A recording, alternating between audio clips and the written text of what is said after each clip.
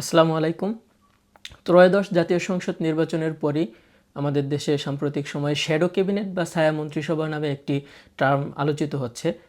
ইতোমধ্যে 11 দলীয় জোট যারা বিরোধী দল হিসেবে সংসদে যাচ্ছেন তারা ইতিমধ্যে ঘোষণা দিয়েছেন যে তারা ছায়া মন্ত্রিসভা গঠন করবে। তো এই টার্মটা আমাদের দেশে কিছুটা অপরিচিত। তো আজকে আমরা জানবো ছায়া মন্ত্রিসভা বা শ্যাডো ক্যাবিনেট আসলে কি, এটার উৎপত্তি কোথায়, এটা কিভাবে কাজ করে এবং এটা কিভাবে গঠিত হবে এবং ছায়া মন্ত্রী যারা হবে তারা হচ্ছে বেতন পাবে কিনা এবং পৃথিবীর কোন কোন দেশে কিভাবে ছায়া মন্ত্রিসভা কাজ করতেছে। তো আমরা শুরুতেই দেখি যে আসলে ছায়া মন্ত্রিসভাটা আসলে কি। ছায়া মন্ত্রিসভা যদি আমরা সহজে বলি যে সরকারি দল যখন সংসদে যাবে তারা একটা ক্যাবিনেট ফর্ম করবে। তো তারা যদি 30 সদস্য বিশিষ্ট একটা ক্যাবিনেট মন্ত্রিসভা গঠন করে তাহলে যারা বিরোধী দল থাকবে তারাও এটার বিপরীতে তাদের নিজেদের দল থেকে আলাদা একটা ক্যাবিনেট ফর্ম করবে। যেমন সরকারি দল হচ্ছে একজনকে শিক্ষামন্ত্রী বানালো, তো বিরোধী দলও হচ্ছে তাদের পক্ষ থেকে একজনকে শিক্ষামন্ত্রী হিসেবে সেট করবে এবং তার নাম থাকবে হচ্ছে ছায়া শিক্ষামন্ত্রী। তো আবার এভাবে যদি হচ্ছে একজনকে স্বরাষ্ট্রমন্ত্রী দিল সরকারি দল, তাহলে হচ্ছে বিরোধী দল আরেকজনকে স্বরাষ্ট্রমন্ত্রী দেবে। তো যদি 30 সদস্য বিশিষ্ট ক্যাবিনেট হয়, বিরোধী দলও হচ্ছে 30 সদস্য বিশিষ্ট একটা ক্যাবিনেট ফর্ম করবে। তো এটাকে হচ্ছে ছায়া সংসদ বলা চলে বা ছায়া মন্ত্রিসভাও বলা যায়। তো আসলে আমরা এখন দেখি যে ছায়া মন্ত্রিসভাটার উৎপত্তি কোথায়, এই টার্মটার উৎপত্তি কোথায়। মূলত এই ধরনের মন্ত্রিসভা ওয়েস্টমিনিস্টার ধাঁচের যে গণতন্ত্র রয়েছে, পৃথিবীতে মূলত দুই টাইপের গণতন্ত্র রয়েছে, একটা হচ্ছে প্রধানমন্ত্রী শাসিত আর একটা হচ্ছে রাষ্ট্রপতি শাসিত। তো প্রধানমন্ত্রী শাসিত যে মডেলটা সেটা মূলত হচ্ছে ব্রিটেন থেকে এসেছে।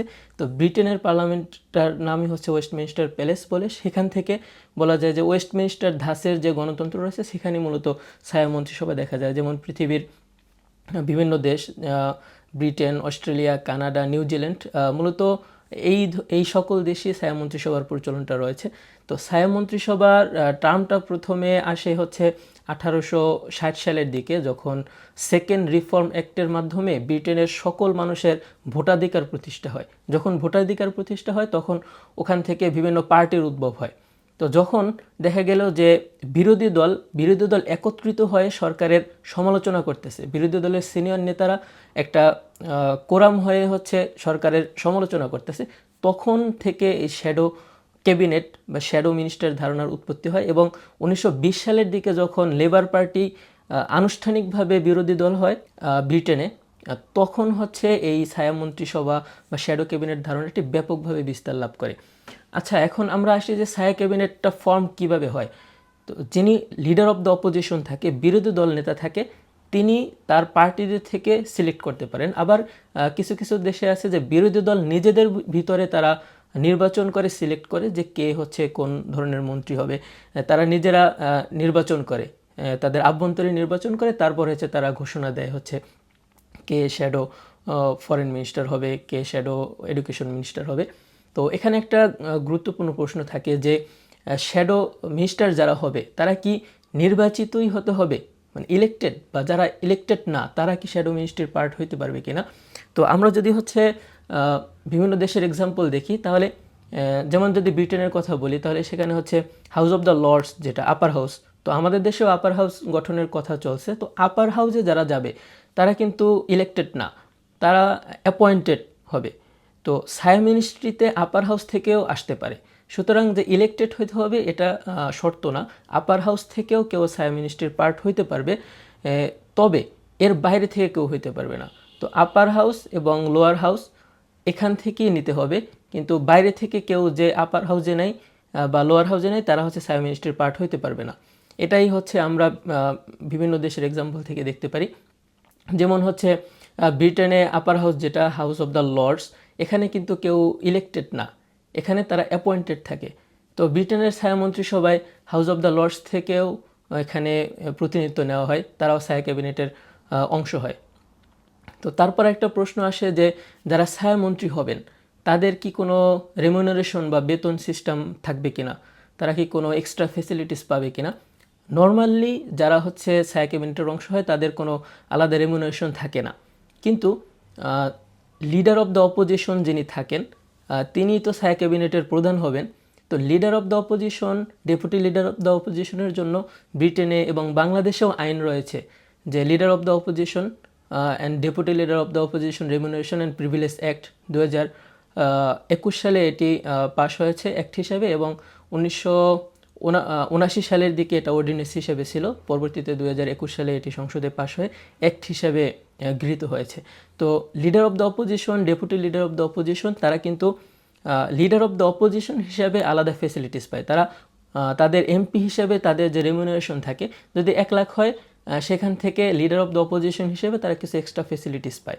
কিন্তু মানে শ্যাডো ক্যাবিনেটের যারা অংশ হবে, শ্যাডো ক্যাবিনেটের পার্ট হিসেবে কিন্তু তাদের কোনো এক্সট্রা ফেসিলিটিস সাধারণত নাই। কিন্তু আমরা যদি অস্ট্রেলিয়ার এক্সাম্পলটা দেখতে পারি, অস্ট্রেলিয়ায় কিন্তু শ্যাডো মিনিস্ট্রির যারা পার্ট থাকে, শ্যাডো ক্যাবিনেট, শ্যাডো মিনিস্টার যারা হয়, ছায়ামন্ত্রী যারা হয়, তাদের জন্য আলাদা ফেসিলিটিস আছে।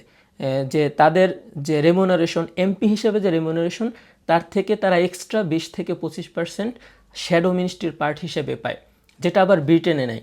তো আমরা এখানে দুইটা এক্সাম্পলে দেখতে পারি যে সাধারণত শ্যাডো মিনিস্টার যারা হয়, ছায়ামন্ত্রী যারা হয়, তাদের আসলে কোনো রেমুনারেশন থাকে না। কিন্তু অস্ট্রেলিয়ার এক্সাম্পল হিসাবে দেখলে ওখানে রেমুনারেশন ট্রাইব্যুনাল, সেখানে তাদেরকে যারা শ্যাডো ছায়ামন্ত্রী হয়, তাদের নর্মাল যে পে স্কেল, সেখান থেকে তারা 20 থেকে 25% বেশি পায়।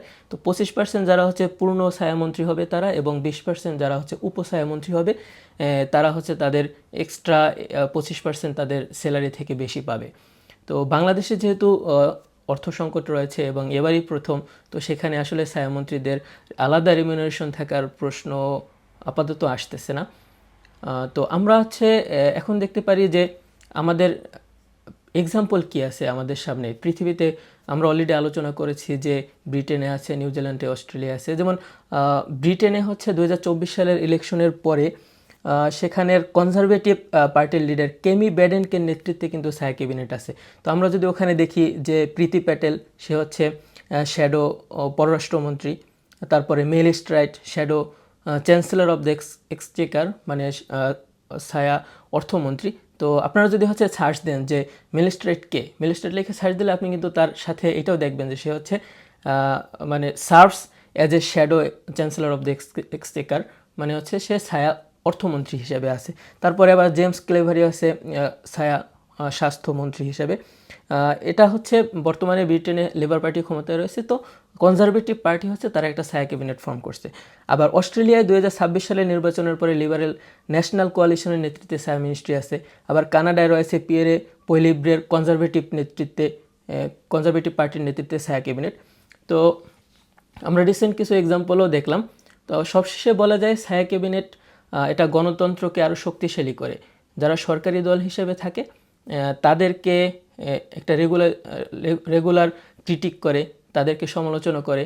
এবং ছায়া ক্যাবিনেটের মূলত কাজটা কি থাকে, যে তাদের কাজ থাকে যে সরকারের কোনো মন্ত্রী যদি কোনো পলিসি নেয়, সরকারের কোনো মন্ত্রী যদি কোনো সিদ্ধান্ত নেয়, সেই সিদ্ধান্ত যদি দেশের জন্য খারাপ হয়, তাহলে সেটা সমালোচনা করা, বা এই সিদ্ধান্তটা বা এই পলিসিটাকে আর একটু যদি রিফর্ম করা যায়, বা এটা এভাবে নিলে ভালো হইতো, বা বিরোধী দল এটা বলবে যে তারা যদি ক্ষমতায় থাকতো তাহলে তারা এই পলিসিটা এভাবে নিত যেটা জনগণের জন্য ভালো।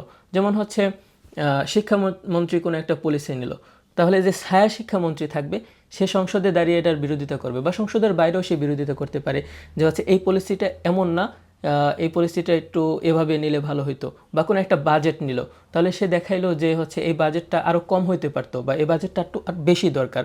তো এই ধরনের সমালোচনা করা। এবং ছায়া মন্ত্রিসভাকে মূলত বলা হয় গভর্নমেন্ট ইন ওয়েটিং, মানে যদি কোনো কারণে সরকার ফল করে, তাহলে তারা ক্ষমতা নেওয়ার জন্য তারা পারফেক্ট এবং তাদের সেই ক্যাপাসিটি আছে। তো মূলত ছায়া ক্যাবিনেট মন্ত্রিসভা দ্বারা এটাই দেখানো হয় যে যারা বিরোধী দল হয়েছে তারা চাইলে ক্যাবিনেট ফর্ম করতে পারে এবং তারা দেশ চালানোর জন্য যোগ্য। তো সবশেষে বলা যায় যে ছায়া মন্ত্রিসভার যে ধারণাটা, এটা গণতন্ত্রকে আরও শক্তিশালী করবে এবং সরকার দল এবং বিরোধী দলের ভিতরে যে ব্যালেন্স, এই ব্যালেন্সটা রক্ষায় ছায়া মন্ত্রিসভা গুরুত্বপূর্ণ ভূমিকা পালন করবে। এবং সরকারকে সবসময় জবাবদিহিতার আওতায় নিয়ে আসা, যে সরকারের চাইলেই কোনো কিছু করতে পারবে না, বা করলেও সেটা সমালোচনা করা এবং সেটা হাতে নাতে পলিসি দিয়ে ধরিয়ে দেওয়া, এবং প্রপার রিসার্চের মাধ্যমে এটা দেখানো যে এই সিদ্ধান্তটা জনগণের জন্য কতটা ভালো বা কতটা খারাপ, এবং যদি খারাপ হয় তাহলে এটা কি করলে ভালো হবে, বা তারা যদি সরকারে থাকতো তাহলে তারা হচ্ছে এই ধরনের পলিসি নিত। তো আশা করি আজকের ভিডিওর মাধ্যমে কিছুটা হলেও আপনাদের কাছে ক্লিয়ার হয়েছে যে ছায়া মন্ত্রিসভা কীভাবে কাজ করে, কীভাবে গঠন হয় এবং এটার প্রপার প্রসিডিওর কী গঠন করার। সবাইকে ধন্যবাদ।